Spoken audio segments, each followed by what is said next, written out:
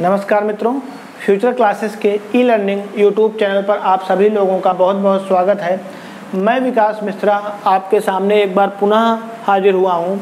जैसा कि अभी हम लोग जो पढ़ रहे थे वो हिंदी शिक्षण पढ़ रहे थे, और हिंदी शिक्षण में जो हमने पढ़ा है वह हमने क्या पढ़ा है, मूल्यांकन की प्रकृति पढ़ रहे थे।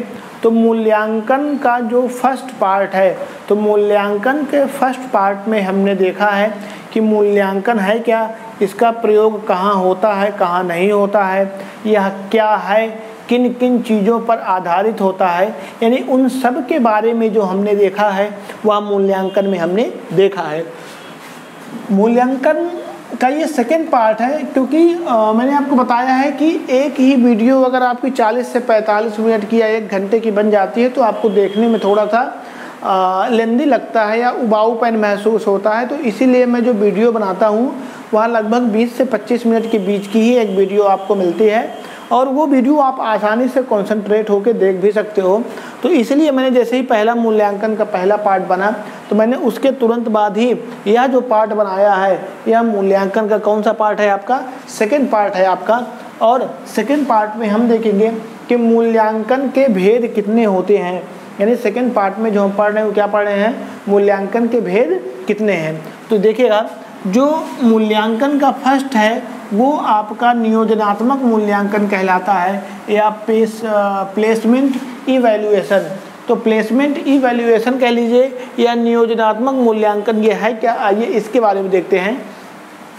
कि जब शिक्षक प्रारंभ में कक्षा में उपस्थित होता है, जब शिक्षक प्रारंभ में कक्षा में उपस्थित होता है, यानी जब शिक्षक प्रारंभ में कक्षा में उपस्थित होता है और वह बच्चों को नया ज्ञान देने से पहले, और वह बच्चों को नया ज्ञान देने से पूर्व या पहले बच्चों के ज्ञानात्मक, भावात्मक एवं क्रियात्मक क्षेत्रों का विकास कितना हुआ है और उन्हें किस प्रकार की शिक्षण विधियों से पढ़ाया जा सकता है, उनकी व्यक्तिगत विभिन्नताएं क्या हैं, इन सब चीज़ों की जानकारी प्राप्त करने के लिए जो मूल्यांकन किया जाता है उसे ही जो नाम दिया जाता है, क्या नाम दिया जाता है, नियोजनात्मक मूल्यांकन के नाम से जाना जाता है।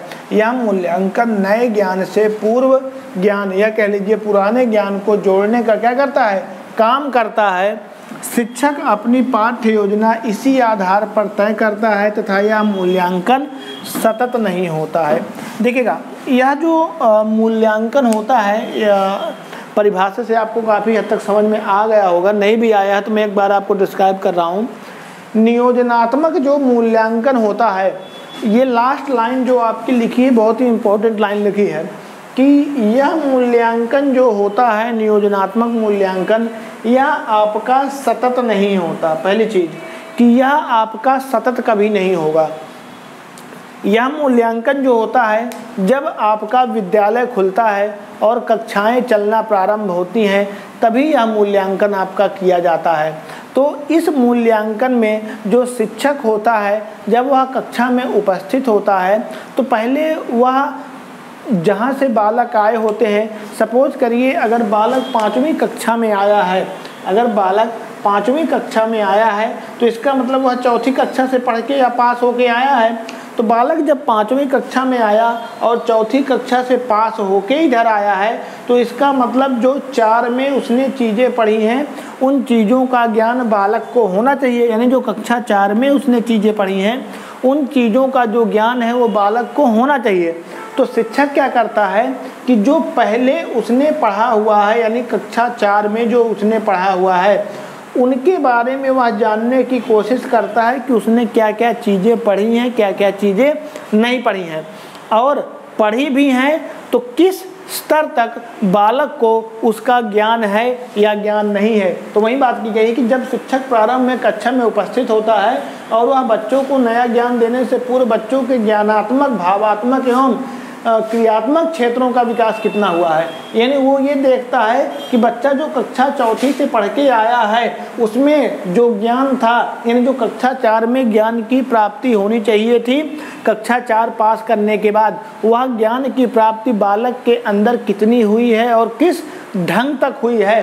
तो इस चीज़ को जानने के लिए क्या करता है, मूल्यांकन करता है और उन्हें किस प्रकार की शिक्षण विधियों से पढ़ाया जा सकता है। जब वह यह जान लेता है कि बालक ने कितना पढ़ा है और उसे कितना पढ़ाया जाना है, तो एक वो अंदाज़ा उसे यानी आकलन वो कर लेता है, अंदाज़ा उसे मिल जाता है कि मुझे इन शिक्षण विधियों का सहारा लेकर अब पढ़ाना है, क्योंकि बालक चौथी से आया है तो इसे इतना आता है या इतना नहीं आता है। तो उनकी व्यक्तिगत विभिन्नताओं क्या हैं, यानी उनकी जो बालकों की व्यक्तिगत विभिन्नताएं हैं, व्यक्तिगत विभिन्नताओं के बारे में भी वह शिक्षक क्या करता है, जानता है कि उनकी व्यक्तिगत विभिन्नताएं क्या हैं। इन सब चीज़ों की जानकारी प्राप्त करने के लिए जो मूल्यांकन किया जाता है वही आपका नियोजनात्मक मूल्यांकन कहलाता है। यानी जब इन सब के बारे में जो जानने के लिए मूल्यांकन शिक्षक करता है तो उसे ही जो नाम दिया जाता है वह नियोजनात्मक मूल्यांकन के नाम से आपका जाना जाता है।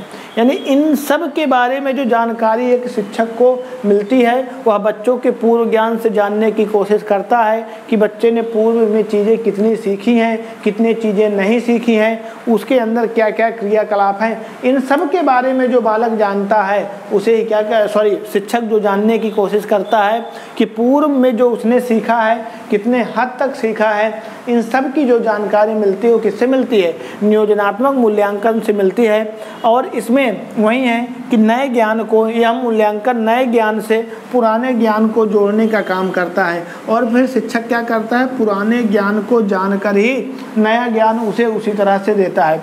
तो नए ज्ञान को पुराने ज्ञान से जोड़ने क्या करता है, काम भी करता है। शिक्षक अपनी पाठ्य योजना इसी आधार पर तय करता है। यानी जो शिक्षक होता है अपनी जो पाठ्य योजना तैयार करता है वह किसी आधार पर, इसी आधार पर करता है। और यह जो मूल्यांकन की प्रकृति होती है, यह मूल्यांकन आपका सतत नहीं होता है, क्योंकि जब कक्षा की शुरुआत होती है, जो विद्यालय खुलते हैं तभी यह मूल्यांकन किया जाता है, लेकिन उसके पश्चात ये मूल्यांकन नहीं किया जाता। इसीलिए लास्ट लाइन में आपका लिखा है कि यह मूल्यांकन सतत नहीं होता है, यानी ये कॉन्टिन्यू नहीं होता है। शुरुआत में यह मूल्यांकन शिक्षक कर लेता है और उसी आधार पर अपनी शिक्षण प्रक्रिया को पढ़ाता रहता है और धीरे धीरे उसको बढ़ाता रहता है। तो यह था मूल्यांकन का आपका पहला। दूसरा जो आपका है वह क्या कहलाएगा, आपका निर्माणात्मक मूल्यांकन के नाम से आपका जाना जाता है। दूसरा जो है वह निर्माणात्मक मूल्यांकन, उसके बारे में भी जानते हैं कि निर्माणात्मक मूल्यांकन है क्या।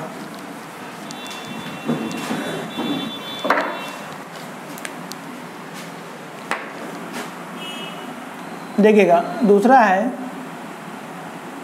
निर्माणात्मक मूल्यांकन, या इसी को रचनात्मक मूल्यांकन कहते हैं।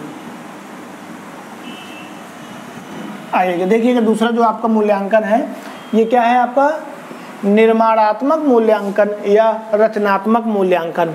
निर्माणात्मक मूल्यांकन क्या कहलाता है कि जब पहले मूल्यांकन की, नियोजनात्मक मूल्यांकन की प्रकृति समाप्त हो जाती है तो दूसरा जो मूल्यांकन होता है निर्माणात्मक मूल्यांकन कहलाता है। निर्माणात्मक मूल्यांकन या रचनात्मक मूल्यांकन में शिक्षक क्या करता है कि शिक्षण प्रक्रिया को वह शुरू करता है। यानी जो शिक्षक होता है, शिक्षक क्या करता है, शिक्षक कक्षा की प्रक्रिया को, यानी कक्षा की प्रक्रिया को शुरू करता है तथा एक निश्चित बिंदु पर ले जाता है, तथा एक निश्चित बिंदु पर ले जाता है और उस बिंदु पर पहुंचने के बाद, उस बिंदु पर पहुंचने के बाद वह मूल्यांकन करता है, वह मूल्यांकन करता है तथा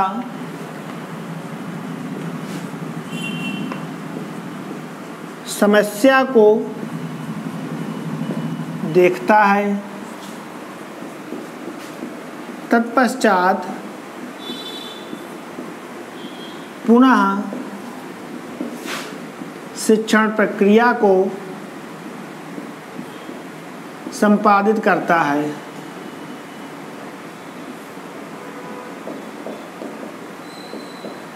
देखिएगा, कहने का अर्थ ये हुआ कि शिक्षक जब दूसरा मूल्यांकन में होता है, या कह लीजिए निर्माणात्मक मूल्यांकन या रचनात्मक मूल्यांकन जो होता है, इस मूल्यांकन की जो प्रकृति होती है, इस मूल्यांकन की प्रकृति कहती क्या है कि जब बालक, यानी बालक क्या करता है कि एक शिक्षक अपना जो दिनचर्या है या कह लीजिए वो कक्षा स्टार्ट करता है, तो कक्षा स्टार्ट करने के बाद बालकों को एक निश्चित बिंदु तक ले जाता है।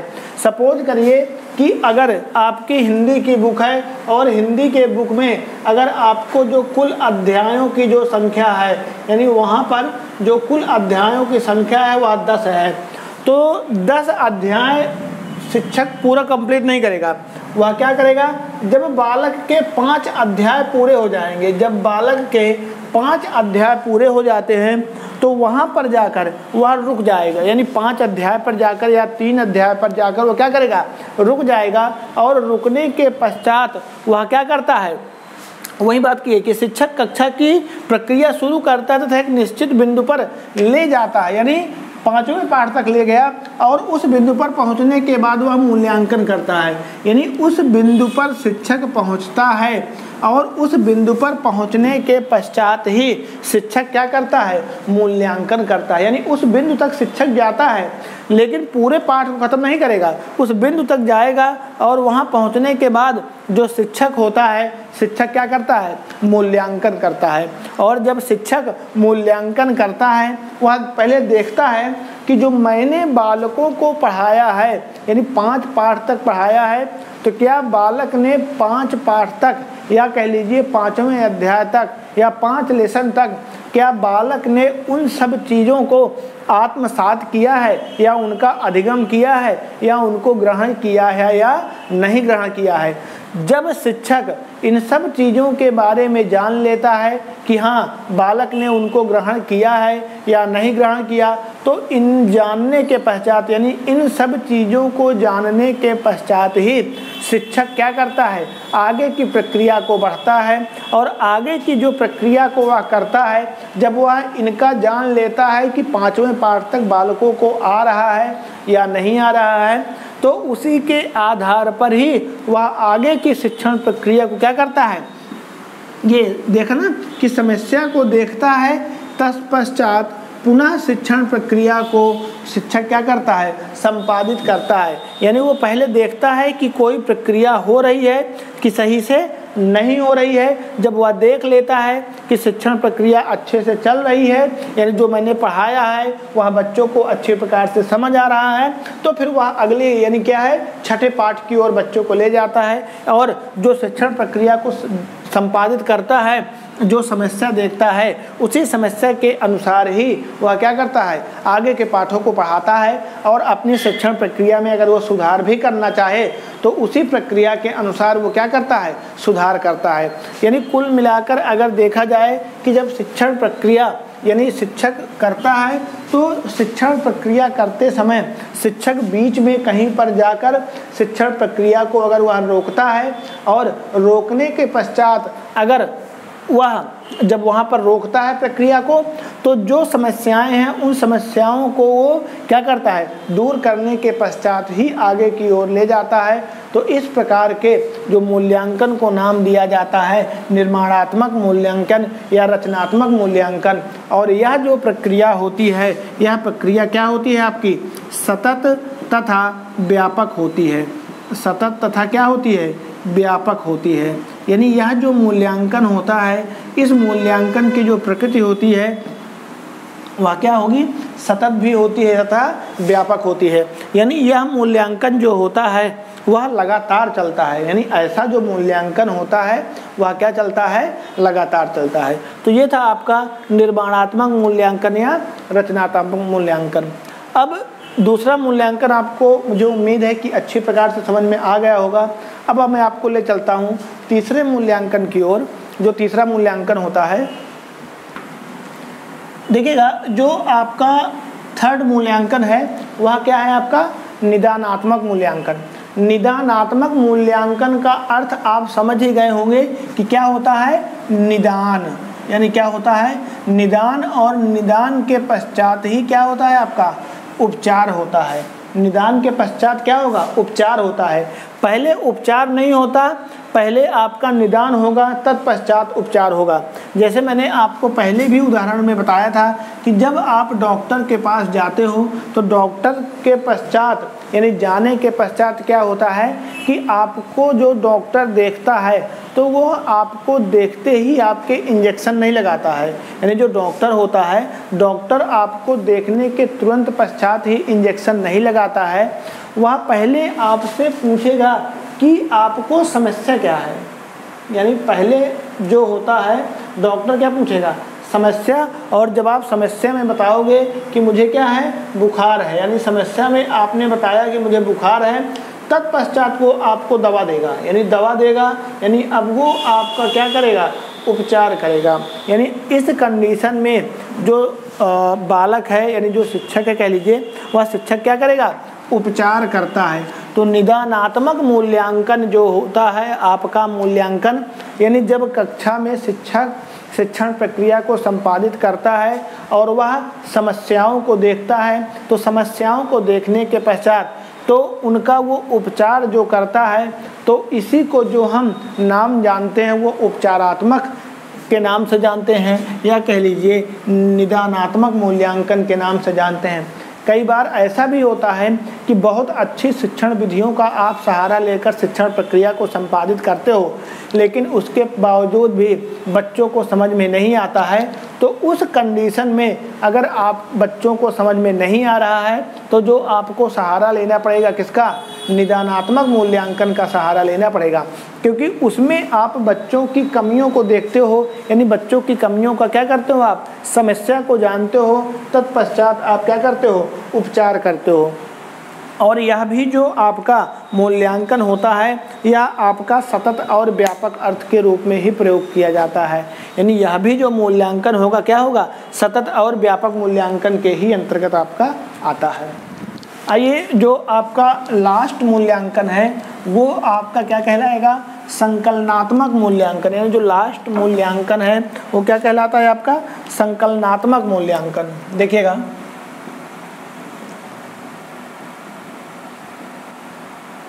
संकलनात्मक मूल्यांकन,